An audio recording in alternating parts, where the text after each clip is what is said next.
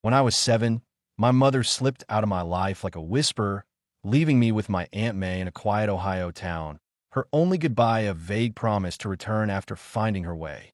She never came back.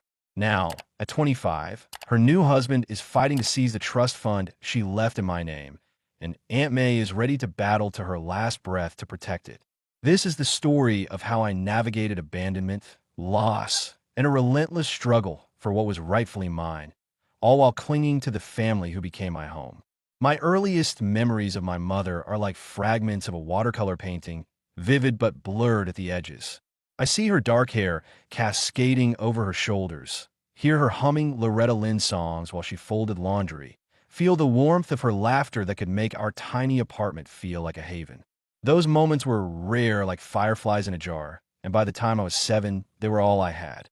One foggy April morning, she packed a worn duffel bag, gave me a quick, distracted hug that barely grazed my shoulders, and drove off in her creaking station wagon, its tailpipe coughing blue smoke.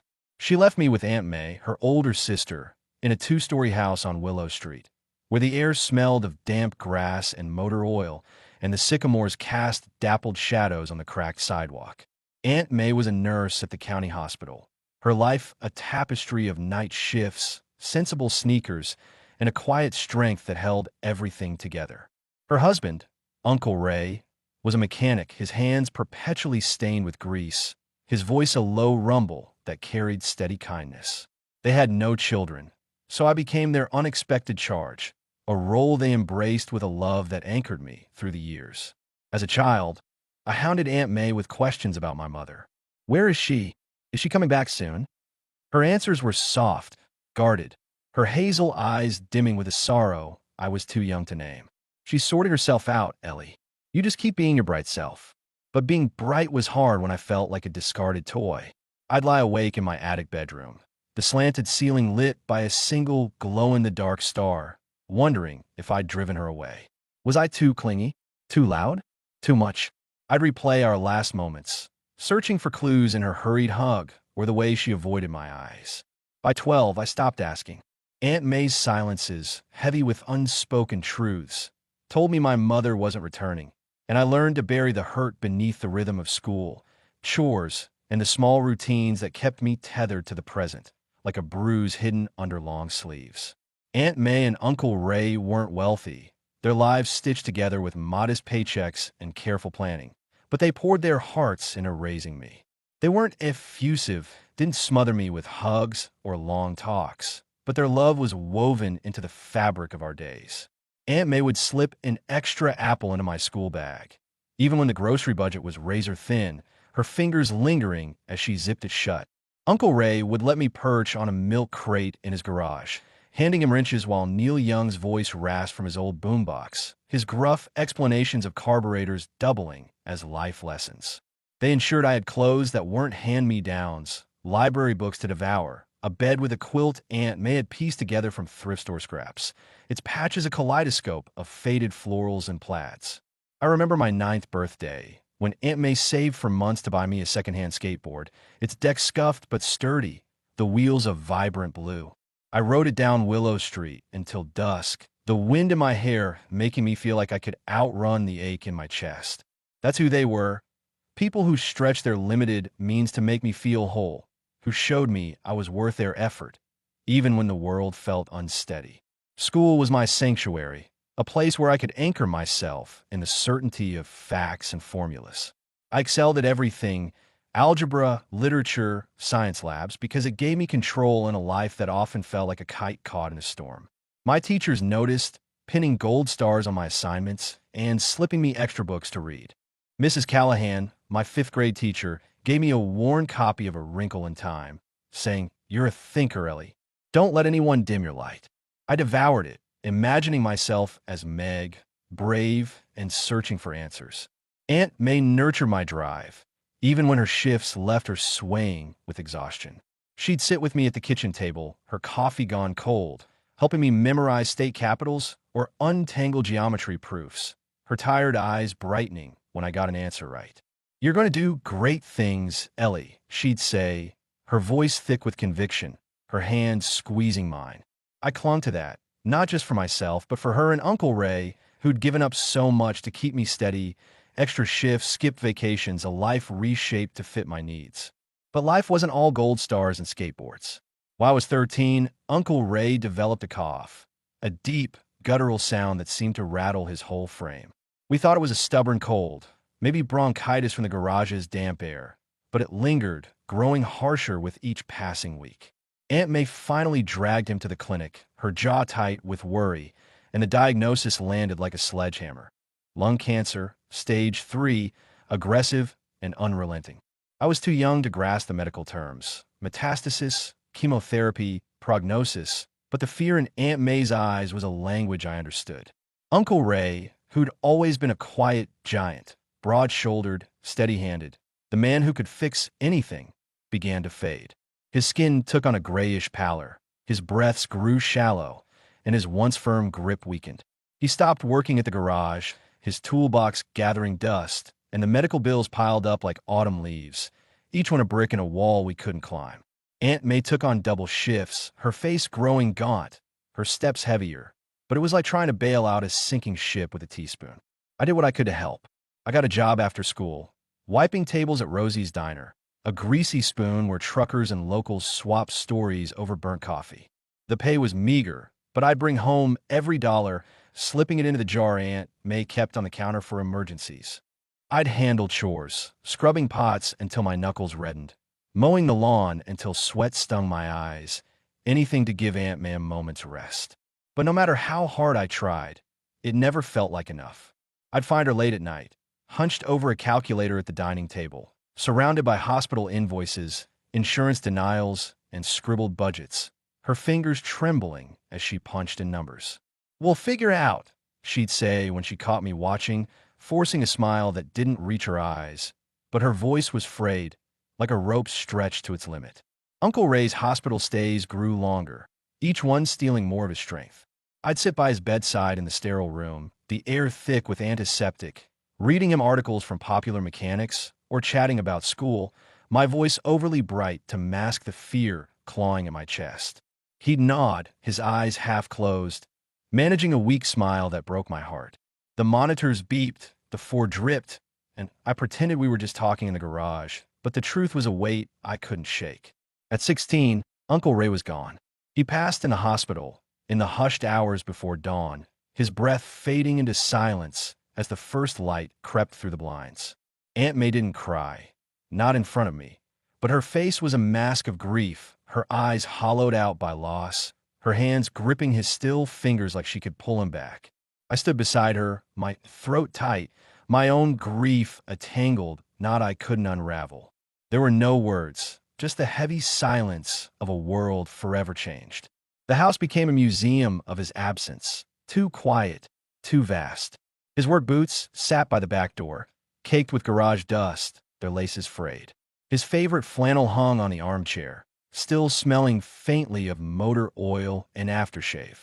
I kept expecting to hear his cough or see him bent over an engine, but those pieces of him were gone, leaving holes that echoed in my bones. Aunt May buried herself in work, as if staying busy could outrun the sorrow. She'd leave before dawn, her scrubs crisp, and return after dark, her shoulders slumped, her eyes red-rimmed. I tried to focus on school, but my heart wasn't in it.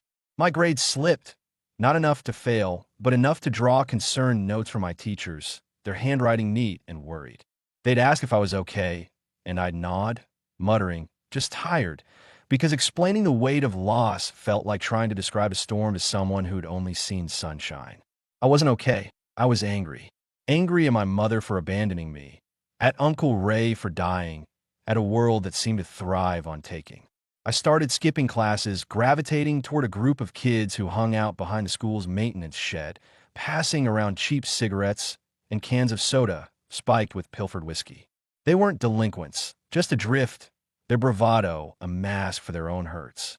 I was adrift too, searching for something, anything, to dull the ache that followed me like a shadow. Aunt May saw it happening. One chilly October evening, she sat me down at the kitchen table, the linoleum cold under my bare feet, her hands clasped so tightly her knuckles whitened. "Ellie, I know you're lost right now," she said, her voice soft but unyielding, like a river carving stone. But you can't let this define you. You're stronger than this pain, stronger than you know. I wanted to snap back, to tell her she didn't get it, that the world was too heavy, but her eyes stopped me cold. They were tired, yes, but fierce, burning with a love that refused to let me fall. She'd lost Uncle Ray, her partner of 32 years, the man who'd made her laugh with his terrible puns and held her hand through every storm. And yet she was still here, still showing up for me. Her strength was a mirror, reflecting my own potential, and it shamed me into action. I pulled back from the edge after that, slowly, deliberately. I cut ties with the shed kids, stayed late at school to catch up on missed assignments, and rebuilt my grades, one painstaking step at a time. By senior year, I was applying to colleges, fueled by a need to make Aunt May's sacrifices mean something, to prove I could rise above the losses that threatened to drown me. When I got accepted to Ohio State with a partial scholarship, Aunt May cried, pulling me into a hug that smelled of lavender soap and hospital antiseptic. "First in the family," she said, her voice breaking, her hands trembling as she cupped my face. I didn't feel like a trailblazer, just a girl trying to repay a debt of love I could never fully settle. But just as hope began to take root, a letter arrived that shattered the fragile calm. It was from a lawyer in Cincinnati, representing my mother's husband. My mother had died a year earlier in a car accident, a fact I hadn't known until that moment, the words on the page blurring as my breath caught. She'd left a trust fund in my name, created when I was an infant, now worth a substantial sum, hundreds of thousands, enough to change everything. Her husband, Greg, was contesting it, arguing that as her spouse, he was entitled to the money. I sat on the living room couch, the letter trembling in my hands, my mind spinning. My mother was gone, and I'd never had the chance to confront her, to demand answers for the hole she'd left in my life. The grief was sharp, unexpected, tangled with anger and a strange, hollow sadness for a woman I barely knew. Now a stranger was trying to claim the one piece of her I had left, and the injustice of it burned. Aunt May's reaction was immediate and fierce. "Over my dead body," she said, slamming the letter onto the kitchen counter, her voice a low growl that vibrated with protectiveness. "That money's yours, Ellie. Your mother may have failed you in every other way, but she left you this, and no one's taking it." I was torn, my emotions a storm of contradictions. Part of me wanted to reject the trust, to sever any connection to a woman who'd walked away without a backward glance. It felt tainted, like accepting it would mean forgiving her, and I wasn't ready for that. But another part saw its power, to pay for college, to ease Aunt May's grueling shifts, to give us a cushion against the relentless pressure of scraping by. It wasn't just money. It was a chance at a future we'd never dare to dream of, and we couldn't let it slip away without a fight. We contacted the lawyer, Mr. Carter, a gray-haired man whose voice carried the fatigue of someone who'd navigated too many courtroom dramas. Over the phone, he explained that my mother had set up the trust before she left, likely when I was still in diapers, funded by a small inheritance from her grandparents and a handful of tech stocks she'd bought in the early 90s. It had grown over 2 decades into a sum that could buy a house, pay for a degree, or erase years of debt. Greg, her husband of 7 years, was arguing spousal privilege, claiming that as her widower, he had a right to the funds. But the trust was ironclad, explicitly naming me as the beneficiary, with no provisions for anyone else. "His case is shaky," Mr. Carter said, his tone measured but reassuring. "The trust is clear, and Ohio law favors the named beneficiary. But he's got a bulldog of a lawyer, and they'll drag this out to wear you down. Prepare for a fight." Aunt May didn't flinch. She hung up the phone, her jaw set, and called a friend who recommended Ms. Lopez, a local attorney with a reputation for cutting through legal nonsense like a hot knife through butter. Ms. Lopez's office was a cramped space in a strip mall, cluttered with law books, sticky notes, and a perpetually buzzing coffee machine, but her presence filled the room. She was a compact woman in her 40s, with sharp eyes and a no-nonsense demeanor that made you feel like you were already winning. We met her on a rainy Tuesday, Aunt May clutching a folder of documents, me fidgeting in a plastic chair that squeaked with every move. Ms. Lopez spread the trust papers across her desk, her pen tapping as she scanned them. "You're the beneficiary, Ellie," she said, her voice brisk but warm. The trust is airtight. Your mother's intent is crystal clear. Greg's got no legal standing unless he can prove fraud or coercion, which is a long shot. But he's banking on you giving up because fighting this will be expensive and exhausting. Are you ready for that? Aunt May answered before I could, her voice like steel. We're ready. He's not getting a dime. I nodded, my resolve hardening. This wasn't just about money. It was about standing up to someone who thought he could bully me out of what was mine. The next 10 months were a relentless storm of legal volleys, late-night phone calls, and a gnawing anxiety that followed me everywhere. Greg's lawyer, a slick type named Mr. Hargrove, bombarded us with motions and letters, each one a new attempt to undermine the trust. They claimed my mother had been manipulated into creating it, suggested she wasn't of sound mind, even floated the absurd idea that I might not be her biological daughter, a claim so outrageous it would have been laughable if it hadn't stung so deeply. Every letter felt like a jab, reopening the wound of my mother's absence, forcing me to confront her ghost in ways I wasn't prepared for. Aunt May was my anchor, her fierce determination a shield against the chaos. She'd come home from the hospital, her scrubs rumpled, her hair escaping its bun, and dive into the legal papers, her pen scratching notes in the margins as she muttered about that greedy bastard. I picked up extra shifts at Rosie's, my sneakers sticking to the linoleum as I cleared plates, trying to keep our utilities paid and cover the mounting legal fees. But it was like running through quicksand. Every step forward left me more exhausted, the finish line nowhere in sight. The stress seeped into every corner of my life. I'd started college that fall at Ohio State, majoring in biology with dreams of becoming a pediatrician, but the legal battle was a constant shadow. I'd sit in lecture halls, my notebook open to diagrams of cell structures, but my mind was on court filings, depositions, and Greg's audacity. My professors noticed my distraction, their gentle questions about my focus met with vague assurances that I was just adjusting. My roommate, Lena, a bubbly art major with a penchant for tie-dye and late-night philosophy, tried to pull me out of my funk. She'd drag me to campus coffee shops, where we'd split overpriced lattes or blast 80s pop in our dorm, forcing me to dance until I laughed despite myself. Her warmth was a lifeline, but even her infectious energy couldn't erase the knot in my chest, the fear that this fight would break us. Then, one chilly November afternoon, Greg showed up at our house. I was alone, ironing Aunt May's uniforms in the living room, the TV droning with a rerun of Friends. The doorbell rang, sharp and insistent, and I opened it to find a man in his late 40s, his hair thinning, his smile too polished, like a used car salesman sizing me up. "Ellie, I'm Greg," he said, his tone dripping with false familiarity, as if we'd shared holiday dinners. "Can we talk?" I didn't invite him in, planting myself in the doorway, arms crossed, the iron steam hissing behind me. "What do you want?" He sighed, playing the wounded party, his hands spread in a gesture of mock sincerity. "This trust situation's a mess, you know? I was with your mother for years, Ellie. 7 years. She'd want me taken care of, not some kid she hadn't seen in forever." My blood boiled, the casual cruelty of his words slicing through me.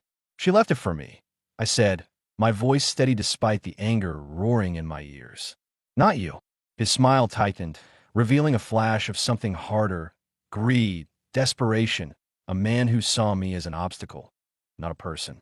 "You're young," he said, his tone patronizing. "You don't need it. I've got debts, real problems, things you wouldn't understand. Let's make this easy." I stepped forward, my eyes locked on his. "Get off my porch. Now."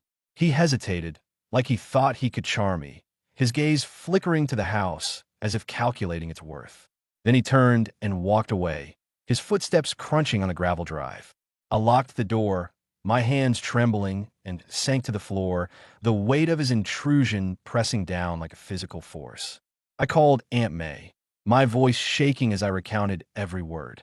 She was livid, her fury crackling through the phone like static. "He thinks he can intimidate you," she said, her voice trembling with rage. "Not my Ellie. Not ever."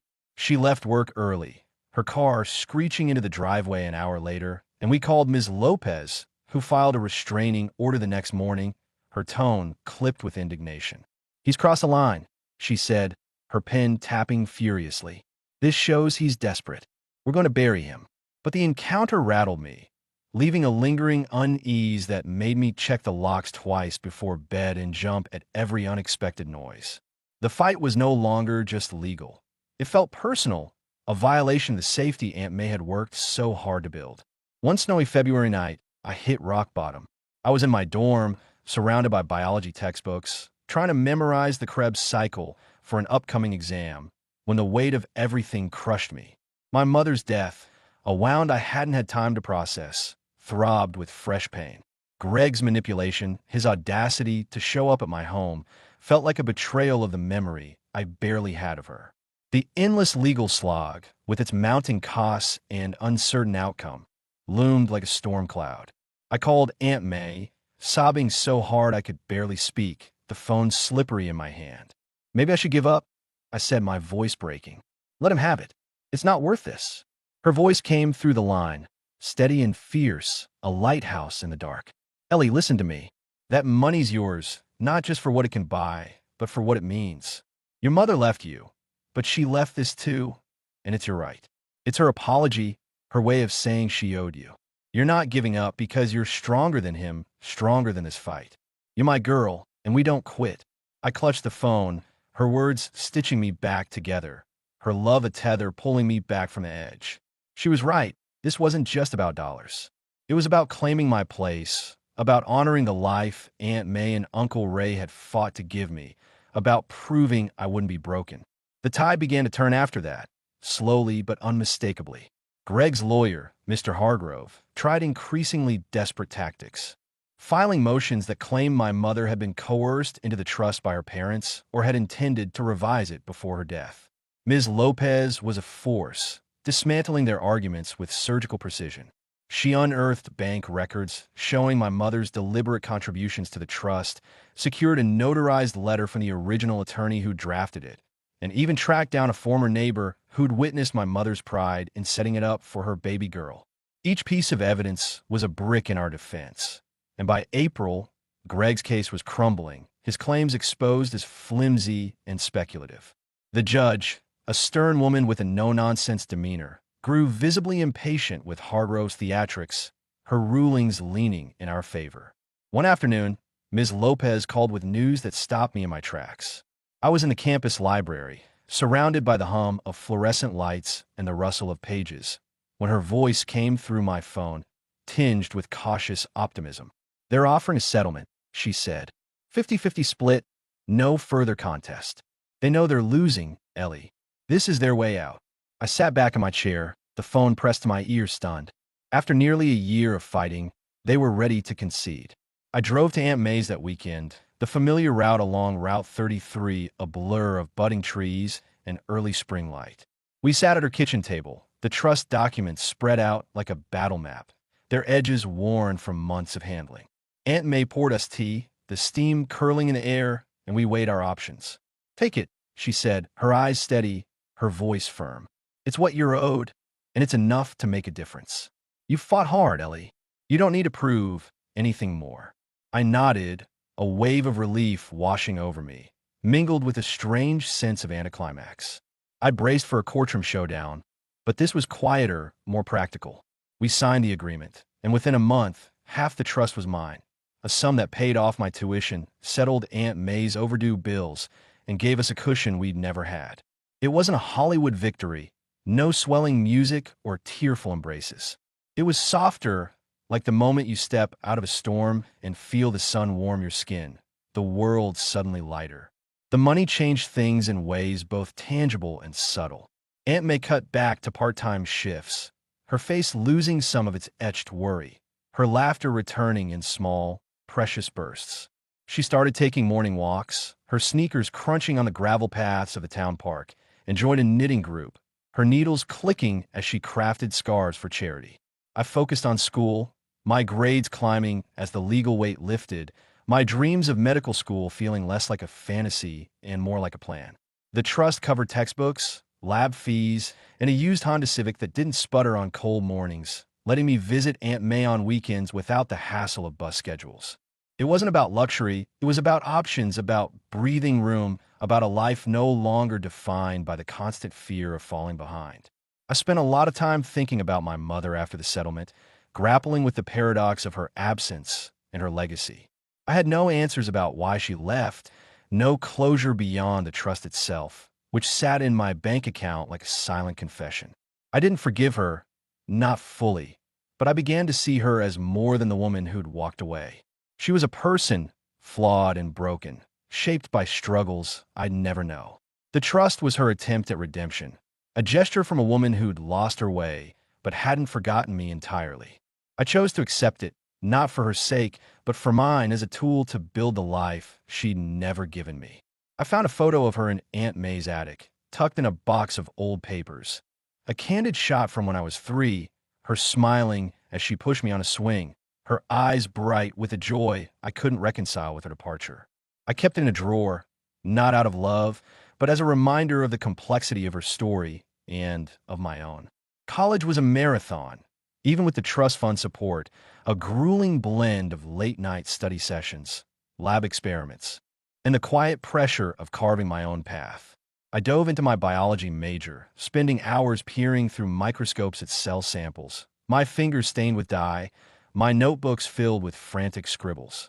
I volunteered at a community health clinic in Columbus, a bare-bones operation where overworked doctors treated patients with no insurance. Families stretched thin, kids with coughs that lingered too long, elderly folks clutching prescriptions they couldn't afford.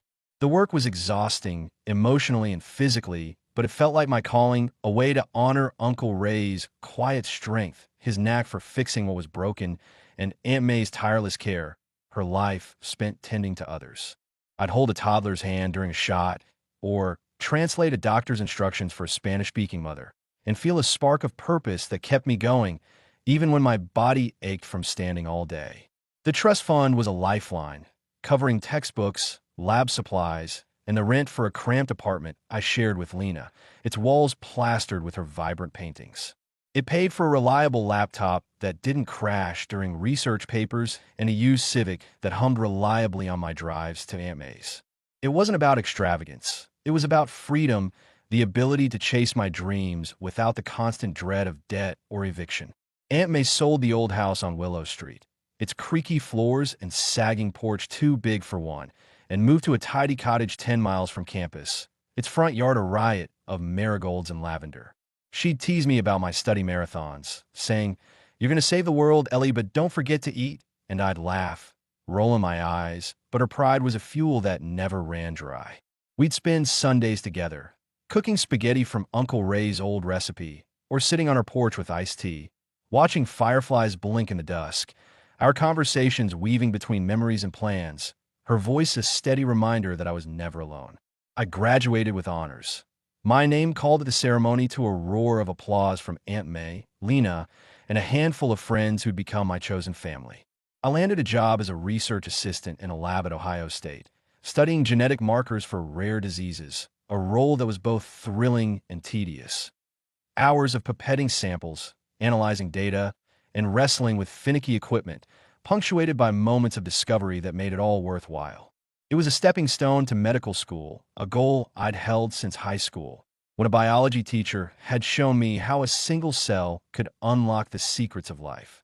The trust fund stretched to cover MCAT prep courses, application fees, and a professional wardrobe for interviews, but I hustled for scholarships and part-time tutoring gigs, determined to prove I was more than my mother's legacy. I wanted my success to be mine, built on the foundation Aunt May and Uncle Ray had laid with their love, their sacrifices, their unwavering belief in me. I thought about Greg now and then, wondering what he'd done with his half of the trust. Had he paid off his debts, as he'd claimed, or squandered it on some fleeting indulgence? I didn't care enough to dig. He was a footnote, a reminder of a battle I'd fought and won, not for revenge, but for justice, for the right to claim what was mine.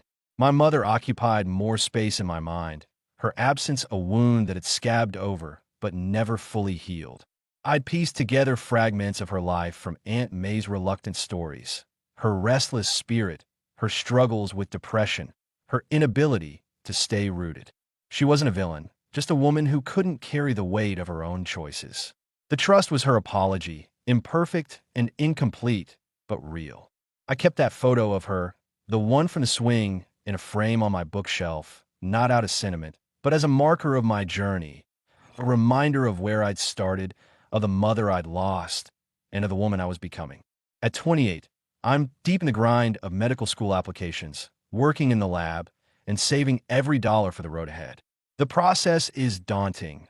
Personal statements, interviews, the looming specter of student loans, but I'm driven by a vision of myself in a white coat, helping kids like the ones at the clinic, giving them hope when the world feels heavy. Aunt May's retired, her days filled with gardening, a book club where she debates mysteries with a gaggle of retirees, and the occasional bingo night at the community center, where she wins more often than she admits. We talk daily. Our calls a mix of updates and laughter, and meet for greasy diner breakfasts or quiet evenings on her porch, sipping lemonade as the sunset paints the sky in shades of peach and violet. The trust fund's long gone, spent on education, on giving Aunt May the rest she earned, on building a life unburdened by the fear of falling behind. But its ripples remain, a degree, a clear path, a sense of security we'd never known, a future we could shape rather than endure. This story isn't about money or settling scores. It's about the family I chose, Aunt May's fierce devotion, her refusal to let me falter, Uncle Ray's unspoken love, his quiet lessons in resilience. It's about fighting for what's mine, not for greed, but because I deserved it, because every sleepless night, every tear, every moment of doubt forged me into someone who doesn't back down. It's about the people who carried me, Lena's laughter, Ms. Lopez's tenacity, the clinic patients who reminded me why I kept going. Life's still a tangle of challenges, a mosaic of dreams I'm chasing and uncertainties I'm learning to navigate. But I've got my foundation, my purpose, and a spark that no loss can extinguish. And that's more than enough. Well, what did you think? Did Ellie's story pull you in? If it did, give this video a thumbs up, hit that subscribe button, and ring the bell so you don't miss our next tale of resilience and heart. Share your thoughts in the comments. We'd love to hear what moved you most.